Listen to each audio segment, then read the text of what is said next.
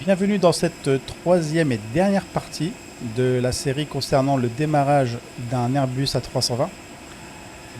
Dans la première partie, nous avons vu comment préparer le cockpit.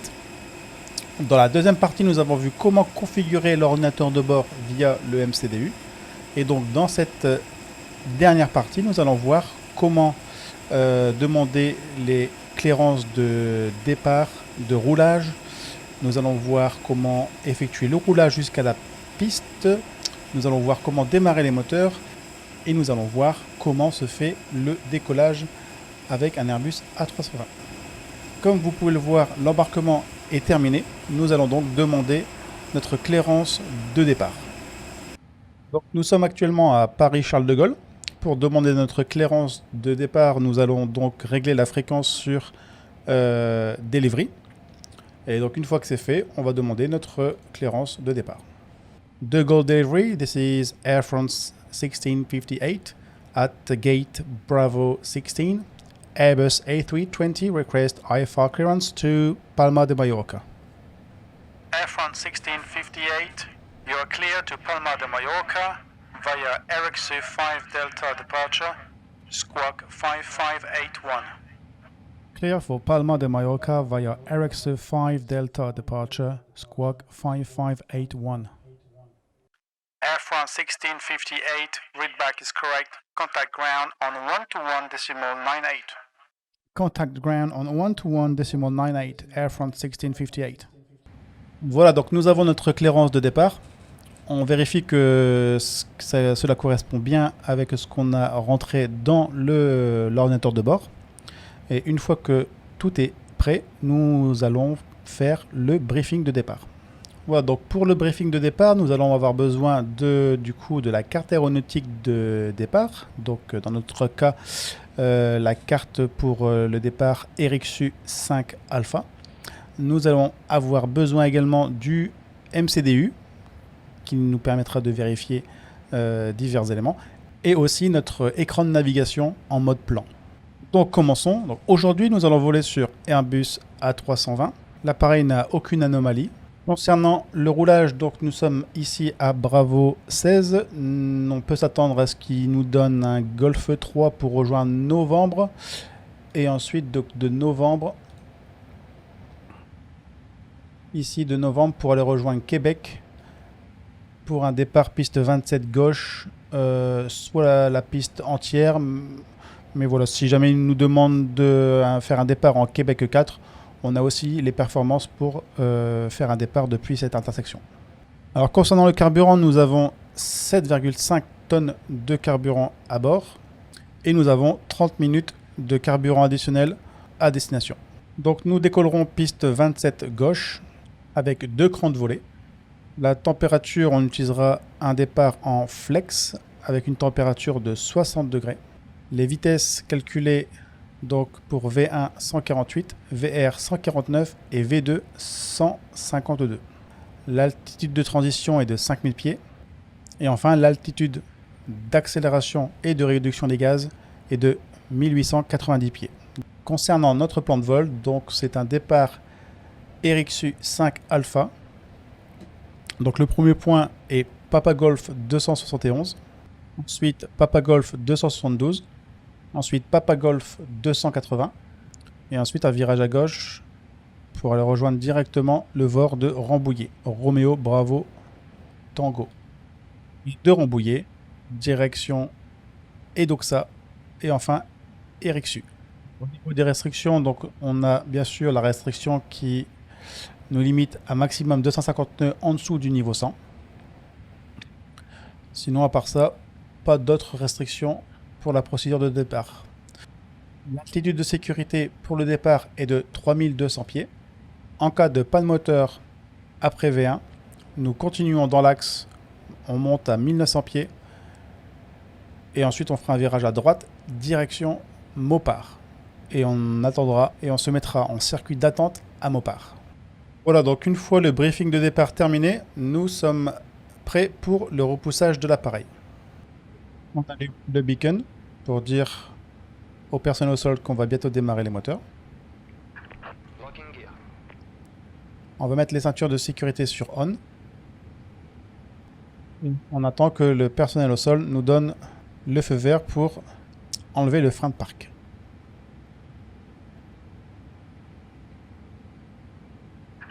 Departure check completed. Bypass completed. Release parking brakes.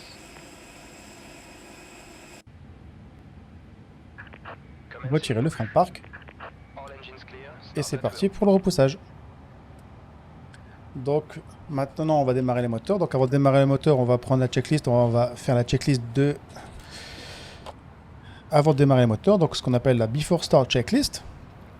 Donc gear pins and covers removed. Signs, on vérifie en même temps. On auto. Fuel quantity. Donc 7360 kg. Altimeters, donc 1009 et 380 pieds. Donc windows and doors, on vérifie 1, 2 ici et la porte du cockpit là, 3, donc closed. Beacon, il est bien sûr on. Et parking brake off. Before start checklist is complete. Donc pour démarrer le moteur, nous allons ici mettre le bouton sur ignition start et on va démarrer le moteur numéro 2 en premier. Et on va surveiller donc le démarrage moteur directement avec cet écran. Donc on voit que N2 commence à tourner. Donc N2 c'est les turbines. Commence à tourner grâce à l'air qui nous proviennent de l'APU. Une fois que N2 arrive à peu près à 22-23%,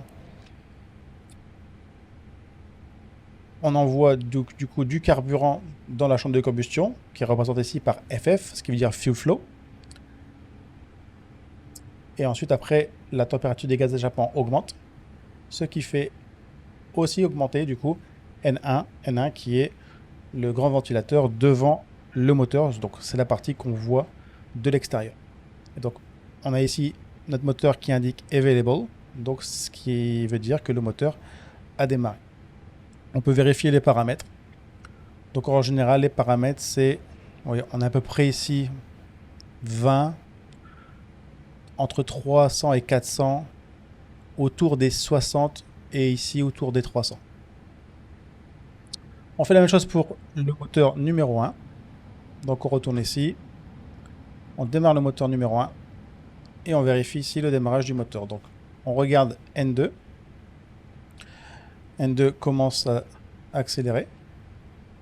Autour des 22-23%, on va voir que le fuel flow va commencer à augmenter. Ce qui veut dire que le carburant entre dans la chambre de combustion.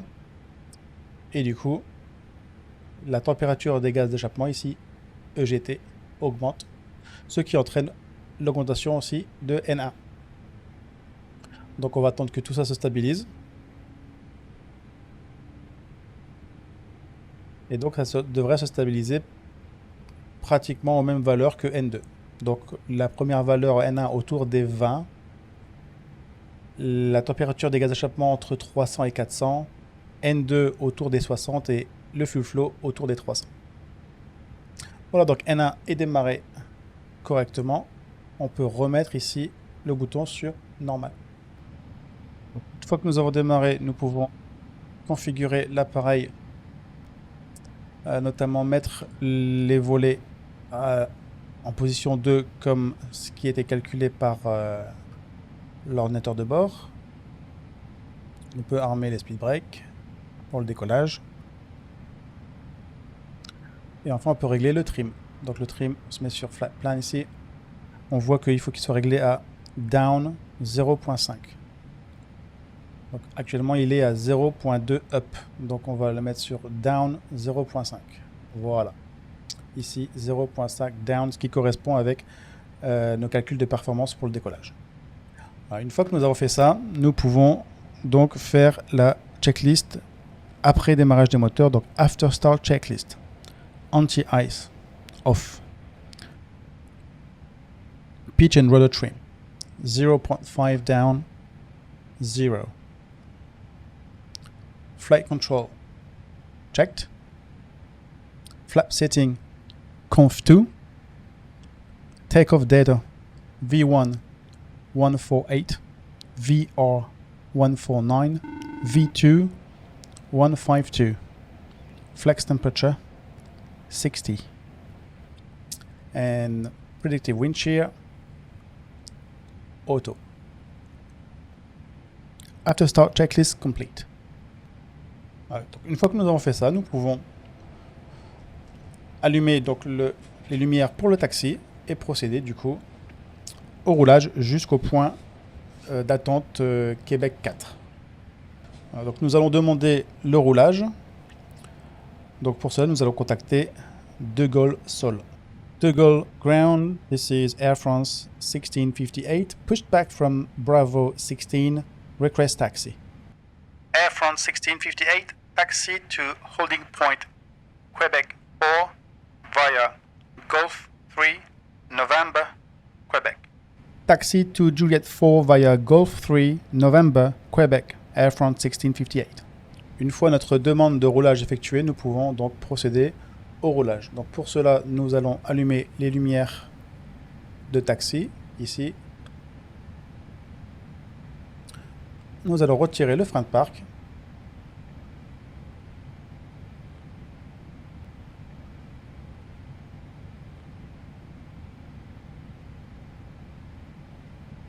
Activer le nose wheel steering, ce qui nous permet de tourner plus efficacement que si on utilisait le palonnier. Voilà, donc commençons le roulage en appliquant un petit peu de gaz. Une fois que l'appareil commence à rouler au sol, on les réduit et l'appareil devrait maintenir cette vitesse. Donc avant d'aller plus loin, ce qu'on fait en général, c'est qu'on teste les freins. Donc on appuie un petit peu sur les freins et on s'assure bien que l'appareil freine et que l'on a également bien une pression à 0 sur le système de freinage de secours. Ce qui est le cas et du coup on peut continuer le roulage. Donc on va continuer donc tout droit via Golf 3. Donc nous avons ici Golf 3 devant nous qui nous permettra de rejoindre le taxiway Novembre qui sera la deuxième à droite. Nous voici donc au point d'attente Québec 4 et nous attendons notre clairance de décollage. Air France 1658, clear for takeoff, runway 27 left. Clear for takeoff, runway 27 left, Air France 1658.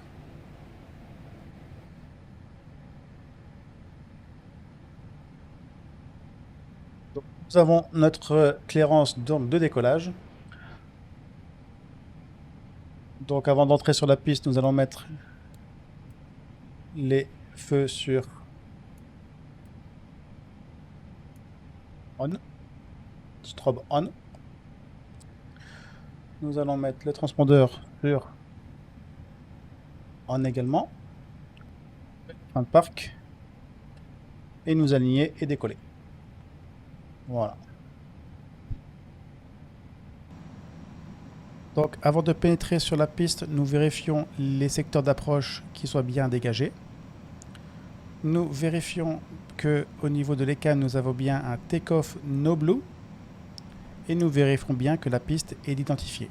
Donc, en l'occurrence, aujourd'hui, c'est la 27 gauche.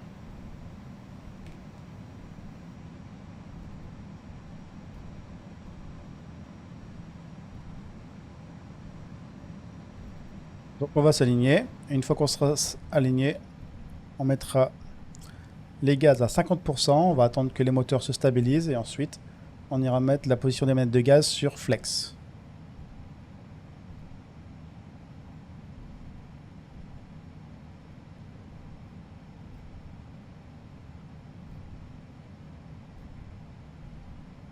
Donc nous sommes alignés, on va démarrer le chrono.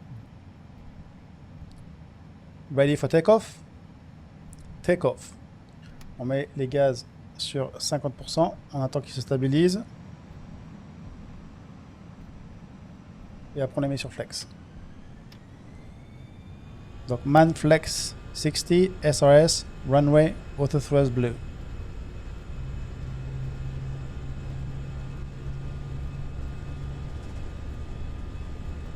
On essaie de maintenir l'axe de la piste. Hein, c'est pas évident avec le simulateur. Thrust set.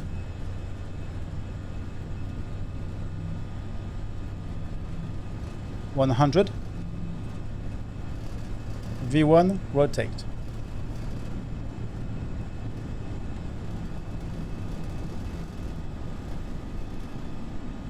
« 15 degrés initialement et ensuite on suit le flight director. Positive climb, gear up, nav, check, c'est le flight director.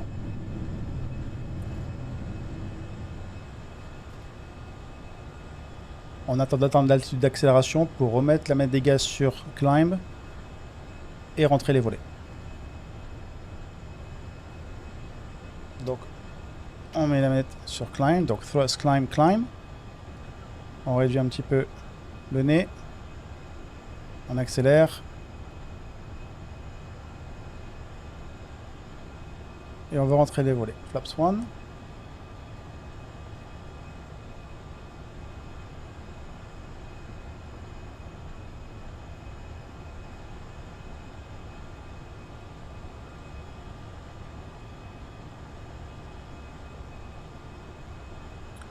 Ouais, dès que notre vitesse est au-dessus de S speed ici, on peut demander les volets à 0. Flaps 0. Speed check. Flaps 0. On peut mettre le pilote automatique, donc AP2 on. Et une fois qu'on a flaps 0, on peut désactiver les speed brakes et les lumières.